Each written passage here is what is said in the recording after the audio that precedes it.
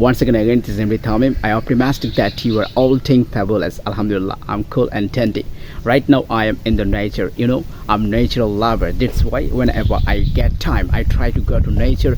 And my slogan is go to nature and enjoying nature as well as practice English. It is the one kind of best way to learn English and practicing English. If you go to nature, then you can get a lot of opportunities to express your emotion, and you get a lot of peace in your mind. So it will be very necessary for you and essential for you for your practice and rejuvenate yourself. And right now you can see I am surrounded by the natural beauty. Actually, today's weather is completely fresh and completely awesome, and I'm amazed to see the natural beauty.